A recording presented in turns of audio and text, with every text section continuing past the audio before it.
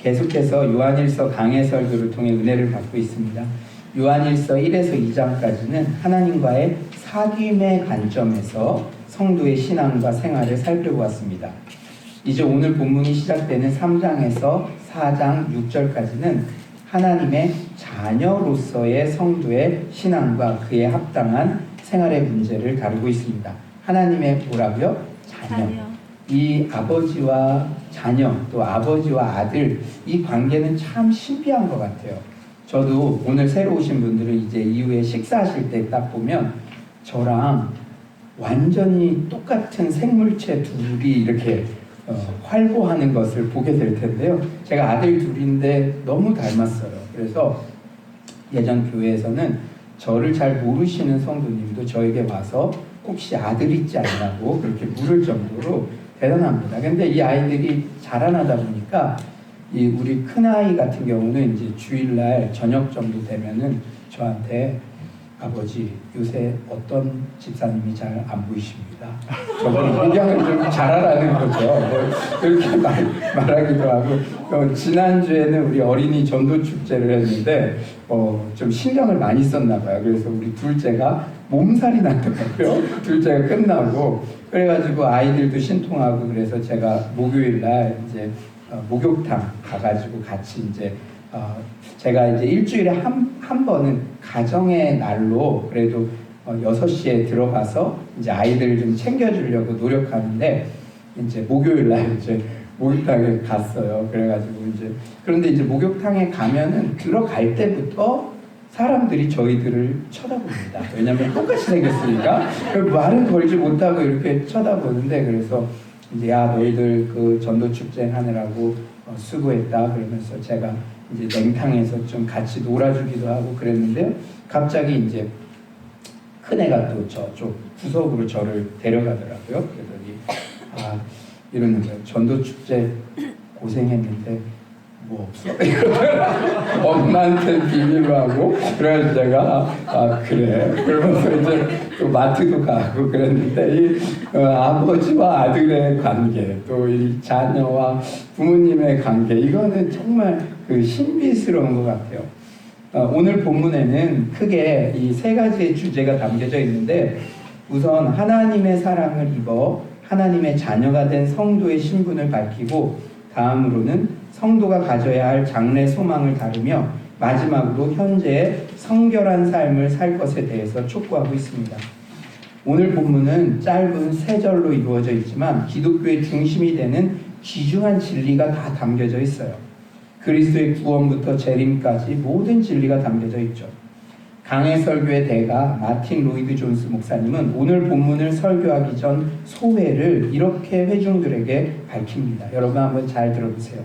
이제까지 기록된 말씀 중에서 오늘 본문만큼 엄청난 내용을 간직한 글은 없을 것이라는데 여러분도 동의하리라 생각합니다.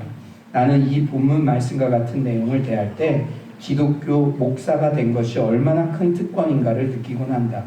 이처럼 귀한 말씀을 연구하기 위해 적어도 한 주 정도의 시간조차 소비해보지 못한 사람에 대해 측은함을 느끼기도 한다. 확신하기로는 이 본문 말씀만큼 풍성한 경험을 제공하고 자신을 겸허하게 하며 동시에 높이 고양시켜주는 것은 없다고 본다. 나는 이 본문 말씀을 깊이 들여다보며 말씀이 주는 음성을 듣고 여기에 대해 다른 이들이 말한 내용들을 고찰하면서 한 주일 정도를 보내는 것보다 더 귀하고 영광된 것은 없다고 생각한다. 참으로 하나님께 겸손하게 감사할 수 있는 내용의 말씀이 오늘 본문이 아닌가 생각한다. 사실 이 세상의 소식들을 들으면 정말 소망을 발견하기 어려운 시대를 우리가 지금 살고 있습니다. 불안한 국내 국제 정세, 남북관계, 한일관계, 북미관계, 미중관계 악화 등 인간의 힘으로는 어찌할 수 없는 불확실성이 우리 앞에 펼쳐지고 있으며 어떤 정치 지도자들도 해결할 수 없는 공포와 불안이 모든 사람을 짓누르고 있습니다. 제가 특별히 우리 청년들한테 관심이 많은데 우리 청년들도 참 주변 이야기만 들으면 미래에 대해 긍정적인 말보다는 부정적인 말들이 많이 들리고 있죠. 그러나 오늘 본문 말씀을 자세히 상고해 보면 큰 소망이 우리 성도님들에게 있음을 알 수가 있습니다. 세상이 아무리 요동치고 여기저기서 불안하다고 아우성칠지라도 그럴 때일수록 진리를 붙잡는 자만이 견고하게 설 수 있습니다. 제가 오늘 특송을 들으면서 참 이렇게 은혜를 받았어요. 지금까지 지내온 것 주의 크신 은혜라. 한이 없는 주의 사랑 어찌 이루 말하라. 자나깨나 주의 손이 항상 나를 살펴주시고 모든 일을 주 안에서 형통하게 하시네. 그러면서 마지막 그 가사는 우리 주님 다시 배울 날이 날로 다가와. 그 재림의 소망, 주님 다시 만날 날을 소망하는 것이 우리에게 참 위로가 된다는 것을 이렇게 찬양의 가사로 또 우리 권사님, 집사님 인생을 이렇게 사셨던 분들이 찬양의 가사로 고백할 때 저에게 깊은 울림이 되었습니다.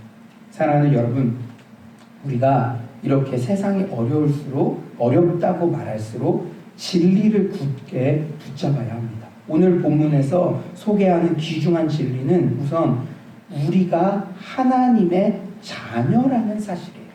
첫 번째 진리가 뭐라고요? 우리가 하나님의 자녀다. 우리 1절 말씀을 한번 다 같이 읽어볼까요? 1절 말씀입니다. 시작. 그러나 아버지께서 어떠한 사랑을 우리에게 베푸사 하나님의 자녀라는 일컬음을 받게 하셨습니다. 우리가 그러하도다. 그러므로 세상이 우리를 알지 못하며 그를 알지 못합니다. 예, 사도 요한 목사님은 우리가 하나님의 자녀라 일컬음을 받았다고 힘주어 말씀하세요. 그런데 어떻게 하나님의 자녀가 되었습니까? 아버지께서 어떠한 사랑을 우리에게 베푸사, 바로 성부 하나님의 측량할 수 없는 사랑, 그럼에도 불구하고의 사랑 덕분에 우리가 하나님의 자녀로 인정받게 된 것이죠. 어떠한, 어떠한 이라는 단어의 원어적 의미는 전에 본 적이 없는 이라는 뉘앙스로 어떻게 이런 종류가 있을 수 있나라는 놀람과 감탄의 뜻을 담고 있어요. 이런 말씀은요, 그냥 읽으면 안 되고 어떠한 사람, 볼이 이렇게 떨려야 됩니다. 어떠한 사람. 예. 마태복음 8장 27절 그 사람들이 놀랍게 여겨 이르되 이가 어떠한 사람이기에 바람과 바다도 순종하는가 하더라. 누가복음 1장 29절 처녀가 그 말을 듣고 놀라 이런 인사가 어찌함인가 생각하며 바람과 바다를 잠잠케 한 주님의 초자연적 능력에 대한 놀람, 동정녀 마리아가 천사의 인사를 듣고 느끼게 된 놀람이 어떠한 이라는 단어에 녹아있다는 거예요. 즉 우리가 측량하기 어려울 정도의 놀랍고 엄청난 사랑을 아버지 하나님께로부터 받았다는 것이죠. 그렇습니다. 우리가 아버지 하나님께로부터 받은 사랑을 생각할 때마다 우리는 놀랍고 경탄할 수밖에 없어요. 우리가 아직 죄인 되었을 때, 우리가 다 양 같아서 각기 내 소견에 오른 대로 방황하며 바닥 같은 삶을 살고 있을 때 눈에 넣어도 아프지 않을 그 사랑하는 독생자 예수 그리스도를 이런 함량 미달 같은 나를 위해 이 땅에 보내시고 나의 그 지긋지긋한 죄를 대신하여 독생자 예수를 십자가에 못 박혀 대신 죽게 하셔서 내가 받을 비난과 조롱 예수님께서 대신 다 감당하셨고 나의 모든 저주가 사라지고 나의 모든 죄를 사함받게 하시고 사망의 지옥에서 생명의 천국으로 옮겨주셨습니다. 이 모든 구원의 스토리는 성부 하나님의 나를 향한 놀라운 사랑의 계획에서 시작된 것이죠. 다른 어떤 대가를 지불할 의무도 없이 하나님의 이 놀라운 구원의 스토리를 믿기만 하면 하나님의 자녀가 되는 권세를 허락하신 것이죠. 영접하는 자, 곧 그 이름을 믿는 자들에게는 하나님의 자녀가 되는 권세를 주셨으니 할렐루야. 영접하는 자, 곧 그 이름을 믿는 자들에게. 여러분, 우리가 어떤 행위에 도달해야 된다, 헌금을 많이 해야 된다, 이런 조건이 있었다면 우리는 다 절망할 것입니다. 그러나 영접하는 자, 곧 그 이름을 믿기만 하면 하나님의 자녀가 되는 권세를 우리에게 주신 줄 믿습니다. 우리가 이 세상을 살아가면서 굳게 붙잡아야 할 진리는 바로 내가 이미 하나님의 자녀가 되었다는 사실이에요. 아멘이십니까? 여러분의 상황에 상관없이 이미 하나님의 자녀가 되었습니다. 하나님과 우리의 관계는 이미 맺어진 관계이며 앞으로도 계속 유지될 것이라는 확신 가운데 거해야 돼요. 나에게 아무리 연약한 모습이 있을지라도, 그래서 때로는 어젯밤까지 엉망진창인 삶을 살았을지라도 나의 행위가 하나님과 나와의 부자지간이라는 관계 자체를 근본적으로 취소시킬 수 없다는 사실을 명심해야 합니다. 사랑하는 여러분, 이 주일 예배에 나오는 여러분의 마음 상태 다 다르겠죠. 승리의 열매를 가득 안고 나온 분도 있겠지만, 어젯밤에도 내가 내 자신의 행동에 실망해서 오늘 지푸라기라도 잡는 심정으로, 이래도 되나 하는 심정으로 나온 분도 있을 것입니다. 그러나 올 때마다 하나님과 자녀된 나와의 관계는 결코 끊어지지 않고 올 때마다 은혜를 주시는 그 아버지 되신 하나님의 은혜를 누리시기를 간절히 축원합니다. 우리에 대한 아버지 하나님의 사랑을 가장 적실하게 보여주는 탕자의 비유가 이를 증명하죠. 아버지는 탕자의 도덕적 파산에도 불구하고 결코 부자지간의 관계를 끝까지 포기하지 않았다는 사실을 말합니다. 하지만 사단은 우리에게 너가 그러고도 하나님의 자녀 맞냐? 참으로 집요하고 끈질기게 우리의 행위를 책잡아서 우리를 참소합니다. 그렇다면 이런 사단의 참소에도 불구하고 우리가 하나님의 자녀라는 것을 어떻게 그 열매로 가늠할 수가 있을까요? 첫 번째로, 하나님의 자녀는 이제는 자신 안에 자신 외에 또 다른 존재의 현존을 느끼며 삽니다. 예수님을 영접하기 전에는 이 세상이 나 중심으로 돌아가고 나 혼자의 힘으로 어떻게든 문제를 해결하고 돌파하려고 아둥바둥했는데, 이제는 내가 신뢰하고 의뢰해야 할 존재가 내 안에 계심을 인식하게 됩니다. 예전에는 무슨 죄를 지었어도 그냥 잊으면 돼, 좀 안 좋은 일이 생겨도 그냥 눈을 감자, 모르면 그만이지. 그런데 이제는 다른 존재가 내 안에 있음을 의식해요. 그러면 안 될 텐데. 갈라디아서 2장 20절이죠. 내가 그리스도와 함께 십자가에 못 박혔나니 그런즉 이제는 내가 사는 것이 아니요 오직 내 안에 그리스도께서 사시는 것이라. 이제 내가 육체 가운데 사는 것은 나를 사랑하사 나를 위하여 자기 자신을 버리신 하나님의 아들을 믿는 믿음 안에서 사는 것이라. 아멘이십니까? 내 안에 다른 존재가 있다는 것, 그것을 의식하며 산다는 것이 우리가 하나님의 자녀가 되었다는 강력한 증표가 된다는 거예요. 두 번째로, 하나님의 자녀는 죄에 대해서 뼈저리게 느끼게 됩니다. 예수님을 믿기 전과 믿은 후에 가장 큰 차이는 죄에 대한 인식이에요. 여러분, 예수 믿고 나서도 죄를 한 번도 안 짓는 사람은 아무도 없어요. 그러나 죄에 대한 인식이 달라진다는 것이죠. 교만한 인간은 웬만해서는 자신의 죄를 인정하려고 들지 않죠.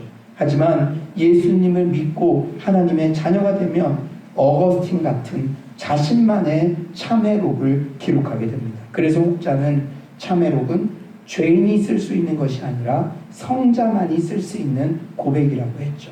우리가 예수를 믿고 나면 어떻게 고백하게 됩니까? 예레미야 17장 9절, 만물보다 거짓되고 심히 부패한 것은 마음이라 누가 능히 이를 알리오마니. 예전에는 죄 안 지은 척 문제 없는 척 살아갔지만 이제 예수님을 믿고 하나님의 자녀가 된 후에는 하나님 앞에 나올 때 제 마음이 심히 거짓되고 부패했습니다, 이렇게 정직하게 고백하게 된다는 거예요. 로마서 7장 24절에서 바울은 이렇게 고백하죠. 오라, 나는 공고한 사람이로다. 이 사망의 몸에서 누가 나를 건져내랴.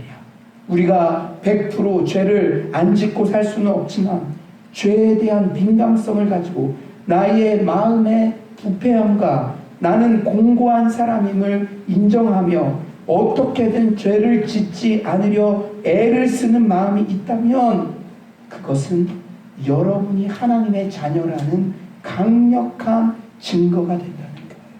사도 요한 선생님이 말씀하시죠.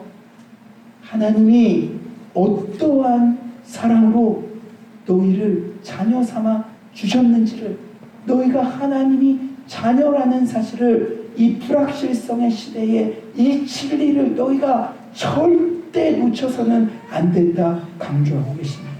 사랑하는 여러분, 사탄은 끊임없이 우리를 참소해요. 그러나 내가 하나님의 자녀라는 이 사실 절대 잊지 마시기를 바랍니다. 우리가 하나님의 자녀라는 증거, 바로 세 번째는, 하나님의 자녀는 어떻게든 하나님의 뜻대로 살고 싶은 그런 소망이 우리 마음 가운데 생긴다는 거예요. 리처드 백스터는 이런 찬송시를 써내려갔어요. 주님, 살고 죽는 것은 내가 염려할 일이 아닙니다. 오직 당신을 사랑하고 섬기는 것만이 내게 할당된 몫이며 이 일을 위해 주님의 은혜를 필요로 합니다. 만일 생명이 오래 지속된다면 그만큼 순종할 수 있음에 감사하며, 비록 생명이 단축된다 해도 영원한 세계로 들어감으로 인해 슬퍼하지 않을 것입니다. 살면 주의 일이요 죽으면 천국이라. 저는 어떻게든 하나님 뜻대로만 살고 싶어요. 주님 일을 하면서 살고 싶어요. 여러분, 우리가 단순히 하나님으로부터 축복만 구하는 것이 아니라 주어진 모든 상황 가운데 감사거리를 찾으며 어떻게든 하나님 뜻대로 살기를 애쓰는 사람, 예를 들면 성경 말씀을 읽기 원하며 기도하기를 좋아하면서 좀 더 많이 기도하지 못하는 것을 안타까워하는 그런 우리네의 모습이 바로 하나님의 자녀라는 사실을 입증하는 강력한 징표라고 할 수 있는 것입니다. 아멘이십니까? 이 불확실성의 시대에 내가 하나님의 자녀라는 이 진리를 굳게 붙잡으시기를 바랍니다. 이제 오늘 본문이 말하는 두 번째 진리는 바로 예수님께서는 다시 오시며 우리도 주와 같이 온전케 된다는 사실이에요. 이 진리는 우리가 영광된 길을 향해 나아가고 있다는 사실을 알려주며 우리에게 장래의 소망을 가져다 줍니다. 예수님이 다시 오신다는 것, 이것은 우리가 향방 없이 사는 것이 아니라 우리가 영광을 향해 걸어가고 있는, 목적을 분명히 하고 방향을 분명히 하고 걸어가고 있다는 사실을 우리에게 알려준다는 것. 우리 2절 한번 다 같이 한번 읽어볼까요? 2절입니다. 시작. 사랑하는 자들아, 우리가 지금은 하나님의 자녀라. 장래에 어떻게 될지는 아직 나타나지 아니하였으나 그가 나타나시면 우리가 그와 같을 줄을 아는 것은 그의 참모습 그대로 볼 것이니 때문이니. 그가 나타나시면, 성경은 예수님의 재림을 반드시 약속하고 있습니다. 데살로니가전서 4장 16절이죠. 주께서 호령과 천사장의 소리와 하나님의 나팔 소리로 친히 하늘로부터 강림하시니. 디도서 2장 13절도 말씀하세요. 복스러운 소망과 우리의 크신 하나님 구주 예수 그리스도의 영광이 나타나심을 기다리게 하셨으니. 사랑하는 여러분, 예수님께서는 다시 오셔서 우리를 영광스러운 천국으로 데려가십니다. 제가 오늘 헤브론 우리 사랑방 특송을 들으며 저는 이 말씀을 먼저 준비했잖아요. 참 큰 위로가 된 게, 그래도 우리 헤브론 사랑방이 권사님들 모여 계신 사랑방이잖아요. 그런데 주님의 재림, 주님을 만나는 것, 지금까지 지내온 것 주의 크신 은혜인데 그것만이 나의 진정한 위로와 소망이 됩니다. 찬양을 통해서 믿음을 고백하지 않았습니까? 사랑하는 여러분, 예수님께서 반드시 다시 오셔서 우리를 영광스러운 천국으로 데려가십니다. 이곳에서 우리는 울 수 있어요. 이곳에서 우리는 실망할 수 있어요. 그러나 그곳에는 눈물도 없고 슬픔도 없고 질병도 죽음도 없는 곳입니다. 사도 요한 목사님은요, 우리 공동체가 새벽에 지금 요한계시록을 묵상하는데 요한계시록에서도 당시 핍박받는 교회에 예수님의 재림을 소개하고 이 말씀으로 위로를 받으라고 그렇게 했습니다. 여러분, 세상 사람의 위로 소망은 유한한 거예요. 사도 요한 당시 로마의 네로 황제에게 굽히지 않는 그 교인들은 순교의 제물로 잡혀갔습니다. 그러나 그들에게 요한 목사님은 다른 것 말씀하시지 아니하시고 예수님이 반드시 오신다. 그 재림의 소망이야말로 이 어려운 시대를 살아가는 성도들과 교회들에게 참다운 위로가 되었는 줄 믿습니다. 신자의 진정한 위로와 소망은 여기에 있습니다. 오늘날 우리가 골치 아픈 일이 많고 괴로움이 많고 세상을 바라보며 암담한 일일 뿐일지라도 우리는 위를 쳐다봐야 될 줄 믿습니다. 사방이 막혀 있을지라도 하늘은 열려 있습니다. 큰 위로의 날이 점점 다가오고 있는 줄 믿습니다. 우리는 그런 방향을 향하여 영광을 향하여 뚜벅뚜벅 걸어가고 있다는 사실을 잊지 마시기 바랍니다. 그런데 주님의 재림의 날 우리에게 놀라운 변화가 일어난대요. 그가 나타나시면 우리가 그와 같은 줄을 아는 것을 우리가 감히 누구와 같아진답니까? 예수 그리스도. 여러분, 우리 자신의 현재의 모습에 너무 실망하지 마세요. 우리는 우리 자신을 볼 때 참 애처롭고 내가 20년 신앙생활 했는데 여전히 이 정도냐? 우리 자신을 비하할 때가 있습니다. 그러나 주님께서 말씀하셨어요. 그가 나타나시면 우리가 그와 같을 줄을 아는 것은 비록 지금은 우리가 비천한 상태에 살고 있지만 장차 우리는 영화의 상태에 있게 될 것이라는 사실입니다. 우리가 구원받은 이후 성화, 거룩해지죠. 그리고 영화, 영광스러운 상태로 우리를 바꿔주신다는 것입니다. 지금 우리는 물론 하나님의 자녀이지만 지상에 있을 동안에는 그리스도와 동일한 존재 방식으로는 있을 수가 없죠. 우리는 유혹에 넘어갈 때도 있고 성질을 부릴 때도 있습니다. 남을 해치는 말을 할 때도 있어요. 여러분, 초대교회 성도들도요, 구제 때문에 히브리파 헬라파 갈렸습니다. 우리가 주일날 이렇게 고상하게 말씀을 듣고 있어도 뭐 조그만 문제 때문에 내가 이런 말밖에 아직 못해, 이런 자괴감에 빠질 때도 있어요. 목사도 그럴 때가 있습니다. 우리가 이 땅에 살 때는 예수님과 같지 못해요. 우리의 생활에 세상의 때가 많이 묻어 있습니다. 예수님과 같지 못해요. 육신적으로나 정신적으로나 영적으로 그와 같지 못합니다. 그러나 주님의 재림의 날 우리 추한 죄인들이 거룩하고 흠없고 사랑 많으신 주님과 같아지는 날이 옵니다. 얼마나 놀라운 일입니까? 지금은 은혜 안에서 잘 자라지 못하던 사람들도 그날에는 하나님의 아들같이 변화됩니다. 사랑하는 여러분, 우리의 현재의 모습으로 실망하지 마세요. 여러분, 주변 사람들을 볼 때도 실망하지 마세요. 그들은 공사 중이라는 표말을 달고 있는 것입니다. 주님이 재림하신 날 주님과 같이 나도 온전케 될 것이다. 내 형제 자매도 주님과 같이 온전케 될 것이다. 이것이 우리의 기쁨이 되고 소망이 되는 줄 믿습니다. 그리고 주님의 재림의 날에는 내 사랑하는 주님의 참모습 그대로를 보게 된대요. 여러분이 이런 설교를 통해서 주님이 어떠하심을 알게 될 때도 얼마나 기쁩니까? 그런데 우리가 천국에 갈 때, 주님이 재림하실 때 주님의 참모습을 얼굴과 얼굴을 대하여 본다고 그렇게 말씀하십니다. 구주를 생각만 해도 이렇게 좋거든. 주 얼굴 뵈올 때야 얼마나 좋으랴. 사랑하는 여러분, 우리가 천국을 사모하는 이유가 뭐예요?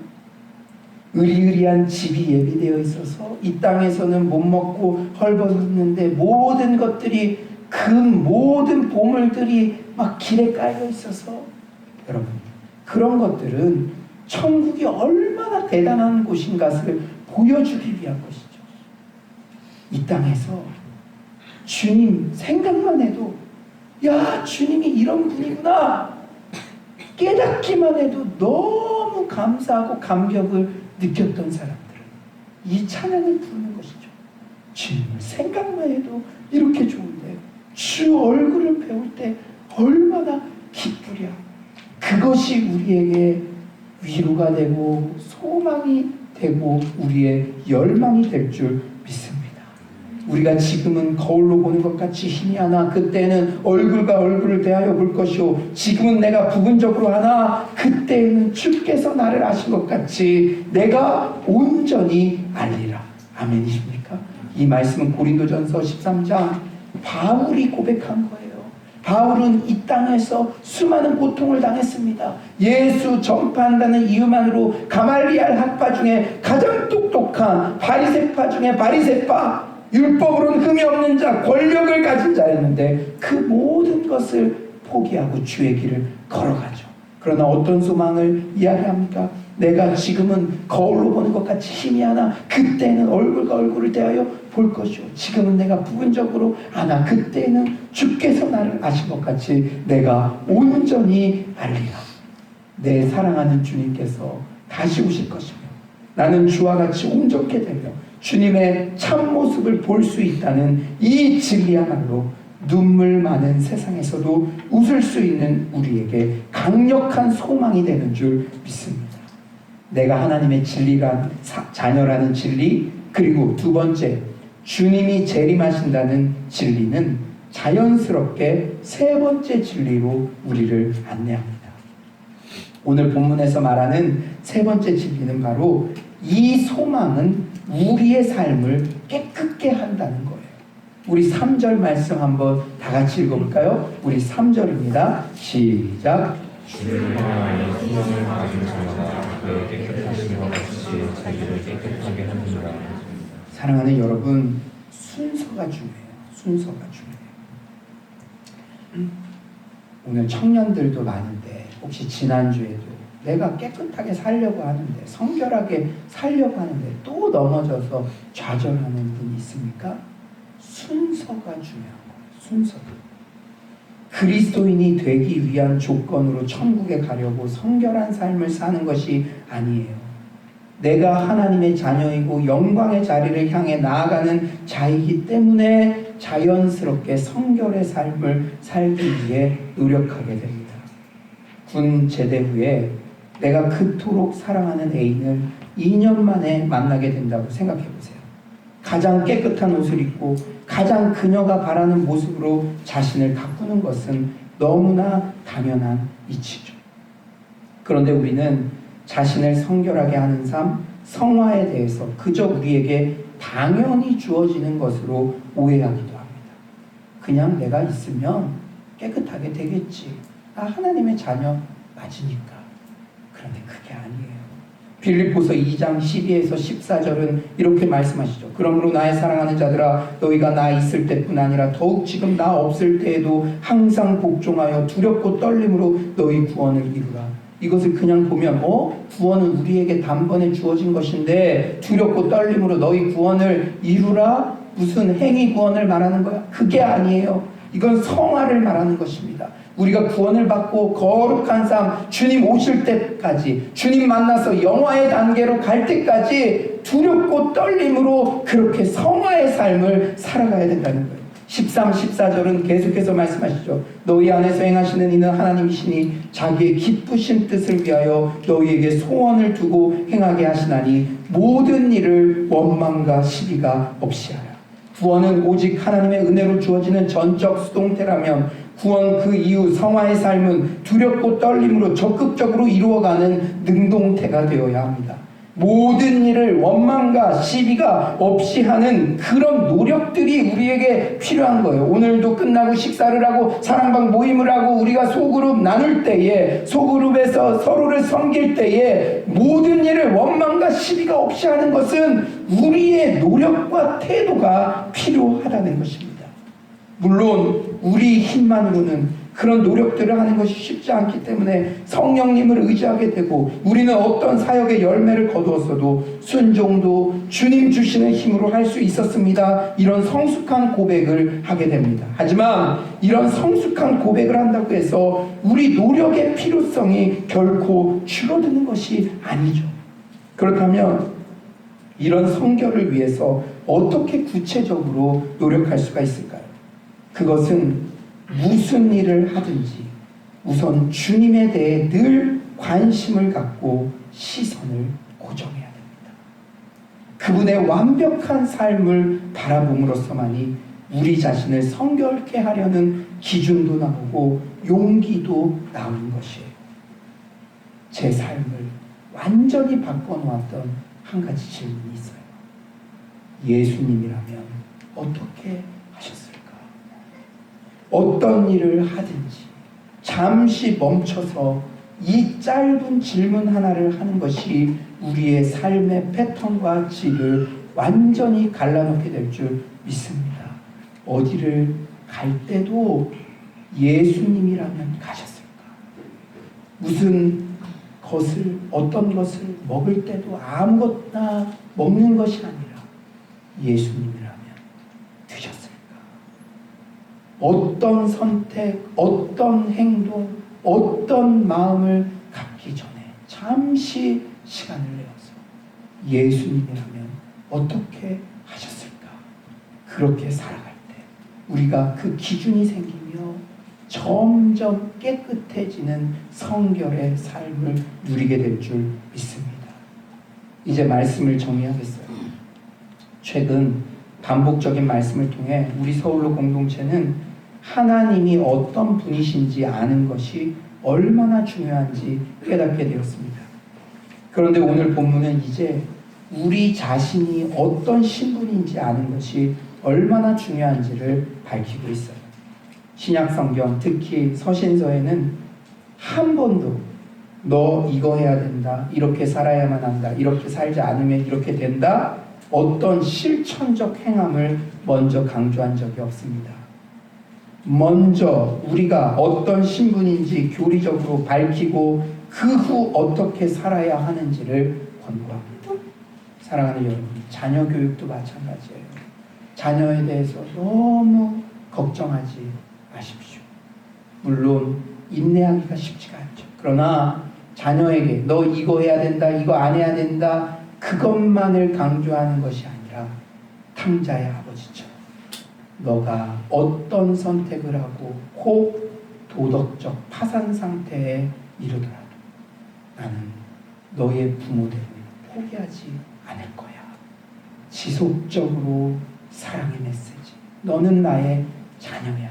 나는 너의 아버지야. 그것을 지속적으로 그 시그널을 준 부모의 자녀는 순간은 방황할 수 있지만 반드시 그 사랑 안으로 돌아오게 될 줄 믿습니다. 부모님들이 먼저 정말 인내하는 마음으로 믿음을 가지고 자녀들에게 너는 어떠한 상황에서도 나의 사랑받는 자녀라는 것을 먼저 알려줄 때 그는 깨끗한 삶을 살려고 관심을 기울이고 노력도 기울이고 점점 더 근사한 자녀로 변화되어 갈 줄 믿습니다. 사랑하는 여러분, 어떠한 사랑을 우리에게 베푸사 우리는 하나님의 파격적인 어떻게 설명할 수 없는 놀라운 사랑으로 이미 하나님의 자녀가 되었습니다. 하나님의 자녀가 되기 위해 노력하는 게 아니라 이미 하나님의 자녀가 되었습니다. 여러분의 부모님이 어떤 일 때문이라도 여러분의 부모님의 신분을 놓칠 수가 없듯이 취소되지 않듯이 이미 하나님은 나의 아버지가 되시고 이미 나는 하나님의 자녀가 되었습니다. 그리고 내 사랑하는 주님이 재림하시는 날 우리는 주님과 같은 영화로운 모습으로 예수님의 참 모습을 대면하게 될 것입니다. 사랑하는 청년들, 성도님들, 지금 나의 모습 때문에 너무 실망하지 마세요. 살을 5kg만 더 빼면 완전해질 때 그런 건 없어요. 빼고 나면 또 부러워집니다. 세상적인 관점, 세상적인 조건, 그것은 유한한 것이에요. 내 사랑하는 주님이 재림하시는 날, 우리는 주님과 같은 영화로운 모습으로 예수님의 참 모습을 대면하게 될 것입니다. 이런 미래의 소망을 가진 자는 현재에도 당연히 성결한 삶을 살기를 힘쓰게 될 줄 믿습니다. 우리 모두 이 세 가지 진리 위에 굳게 서서 희망 없음을 강요받는 이 시대 속에서도 소망 가운데 살아가며 세상과는 다른 성결한 삶에 승리하는 서울의 모든 성도님들 되시기를 간절히 축원합니다.